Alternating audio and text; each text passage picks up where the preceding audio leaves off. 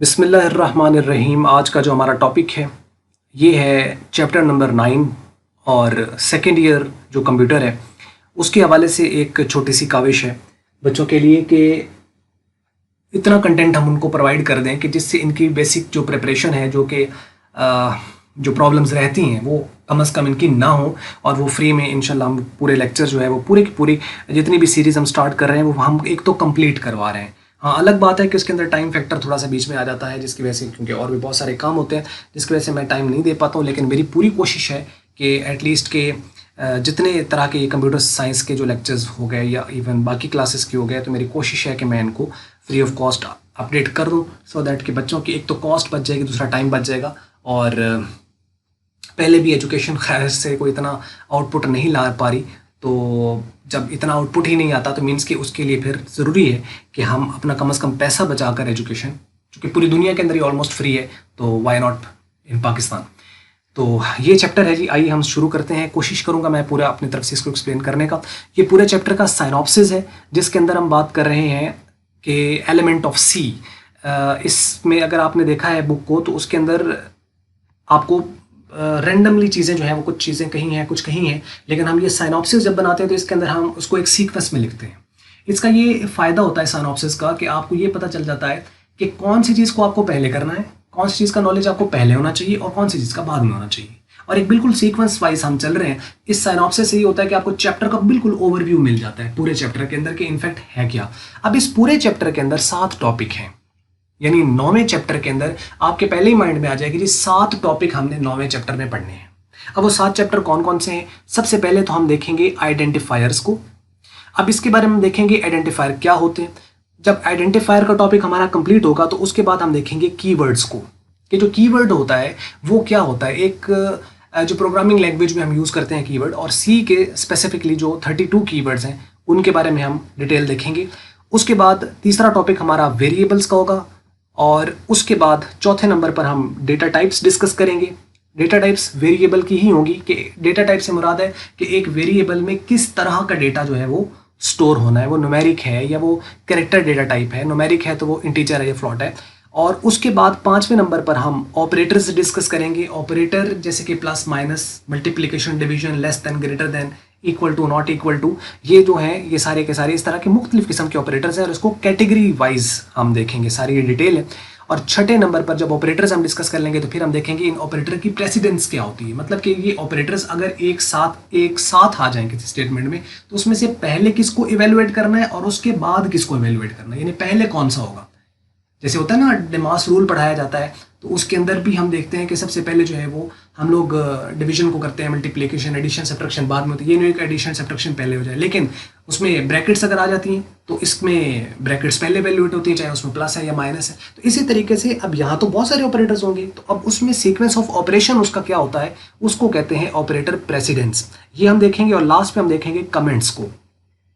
Comments में मतलब ये है कि एक जो प्रोग्राम लिखा जाता है तो लिखने वाले ने तो लिख दिया, लेकिन अब उसको अगर कोई दूसरा प्रोग्रामर देखे तो हो सकता है उसको एक बात समझ ना आ रही हो, और जहाँ पे किसी चीज़ की एक्सप्लेनेशन की ज़रूरत हो कि आपने ये जो चीज़ की है क्यों की है, जिसके अल्टरनेटिव कुछ और भी हो सकते थे, तो वहाँ पे वो क्या करता है, कुछ रिमार्क्स ऐड कर देता है ताकि जो सेकंड प्रोग्रामर है उसको वो पढ़ने के बाद समझ लग जाए कि अच्छा ये इस वजह से किया गया है। ये तो ये कमेंट्स के बारे में पढ़ेंगे और यहाँ पे चैप्टर हमारा एंड हो जाता है 9वां चैप्टर। अब इसमें आइए थोड़ी सी हम डिटेल देख लेते हैं। तो पहला टॉपिक जो कि आइडेंटिफायर का है वो एक नाम होता है। सी लैंग्वेज का आइडेंटिफायर जैसे आइडेंटिटी से ही निकला है, तो आइडेंटिफायर मीन द नेम। अब ये 2 तरह के होंगे, या तो होंगे स्टैंडर्ड आइडेंटिफायर्स या होंगे यूजर डिफाइंड आइडेंटिफायर्स। तो मतलब यहाँ पे हम लोगों ने आपके जहन में रहे कि जब हम पहला टॉपिक करेंगे 9वें चैप्टर के अंदर आइडेंटिफायर्स का, तो उसमें हम 2 टॉपिक डिस्कस करेंगे, एक स्टैंडर्ड आइडेंटिफायर्स और एक यूजर डिफाइंड आइडेंटिफायर्स। जब ये खत्म हो जाएगा तो उसके बाद हम देखेंगे कीवर्ड्स, और ये 1 बाय 1 हम सारे कीवर्ड्स को इंशाल्लाह कोशिश करेंगे आपको दिखाएं, और उसके बाद हम इनका कुछ यूज़ भी देखेंगे कॉमनली।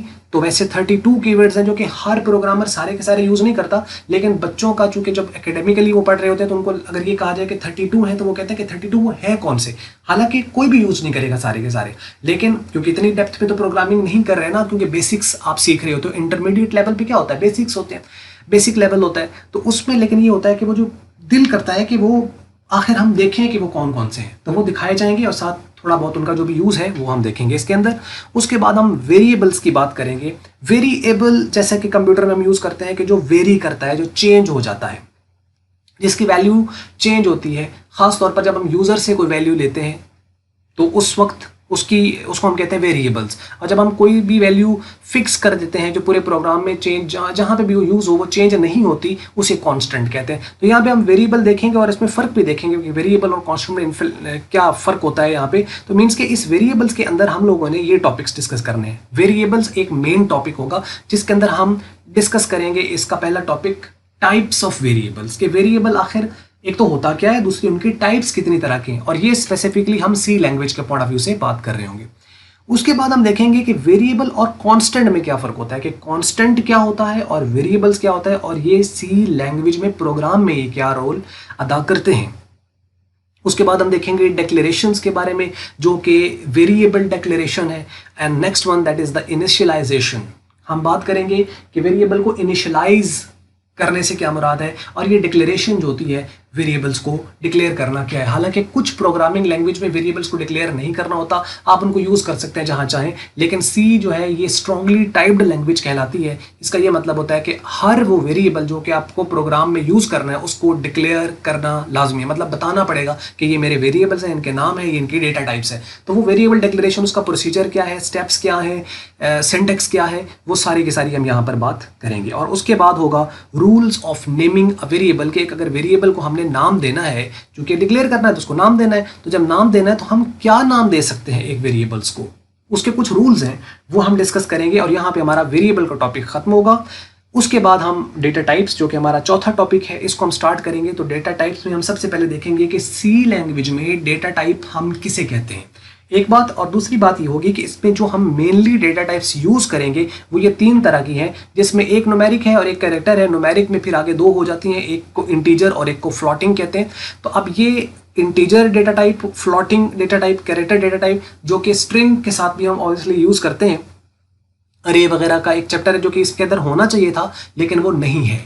अरे का चैप्टर बहुत इंपॉर्टेंट है, क्योंकि अगर आपने 14वां चैप्टर जो कि ख़ास तौर पर ऐड किया गया है फाइल्स हैंडलिंग का, उस चैप्टर से पहले एक चैप्टर लाजमी ऐड करना चाहिए था अरे का, क्योंकि अगर अरे आप नहीं पढ़ेंगे तो ऑब्वियसली आपको फिर वो जो सी लैंग्वेज का 14 चैप्टर है वो फिर प्रॉब्लम होता है। अब ये एक इशू है थोड़ा सा कि एटलीस्ट कि जब बुक कंपाइल की जा रही है तो उसके अंदर एटलीस्ट वो चैप्टर तो ऐड किया जाए जो कि उससे पहले ज़रूरी है। अब उठा के लास्ट वाला टॉपिक ऐड कर दिया तो ऑब्वियसली बच्चों को फिर प्रॉब्लम होती है। और अक्सर फिर यही होता है कि कॉलेज में और बाकी जो भी होते हैं वो फिर ये चैप्टर ही छुड़वा देते हैं, क्योंकि इसमें से ज़्यादातर कोई लॉन्ग तो क्वेश्चन आता नहीं है, तो शॉर्ट क्वेश्चन आते हैं। हम लोगों ने भी खैर ऐसे ही किया हुआ है, तो वो शॉर्ट ही कराएंगे ऑब्वियसली, क्योंकि बर्डन तो फजूल का लेना नहीं है। तो जो जिस तरीके से चीज़ जैसे बेहतर होती है वैसे ही उसको हम लेकर चलेंगे।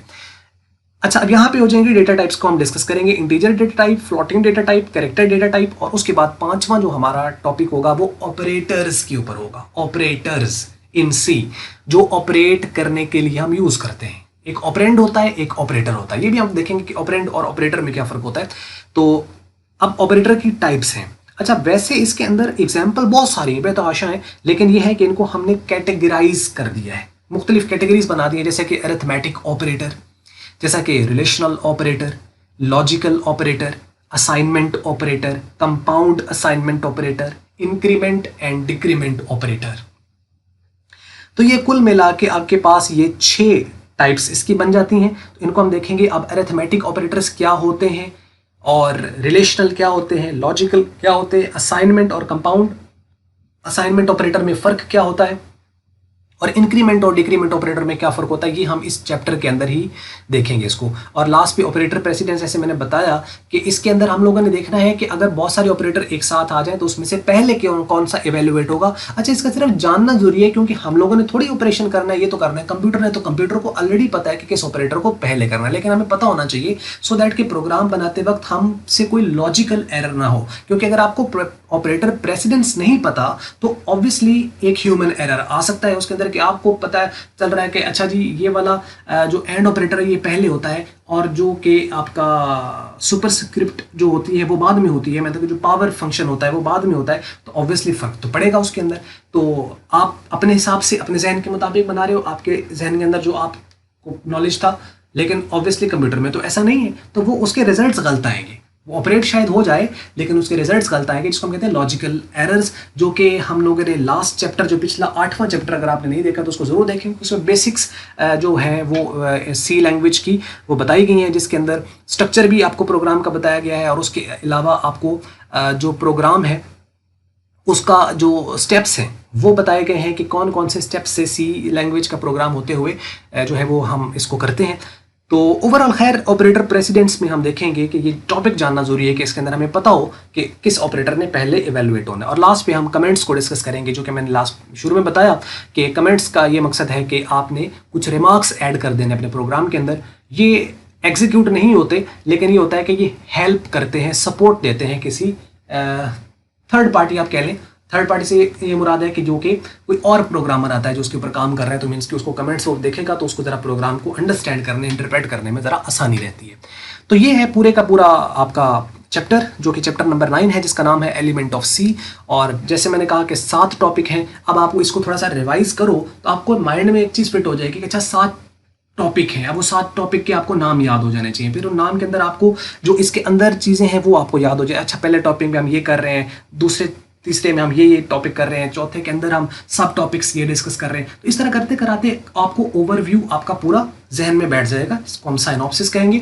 और उसके बाद हम 1 बाय 1 इसके ऊपर वीडियो करते जा रहे हैं, और वो जब आप देखते चले जाएंगे तो ओवरऑल आपको चैप्टर की नो हाउ कंप्लीट हो जाएगी। और इसीलिए मैं कहता हूं कि साइनॉप्सिस जो हम बना रहे हैं इसको 2 जगह देखना चाहिए, एक बिल्कुल स्टार्ट पे जब वीडियो शुरू हो रही है, और एक जब आप सारी वीडियोज इस चैप्टर की देख लेते हो तो उसके बाद उसका साइनॉप्सिस देखें।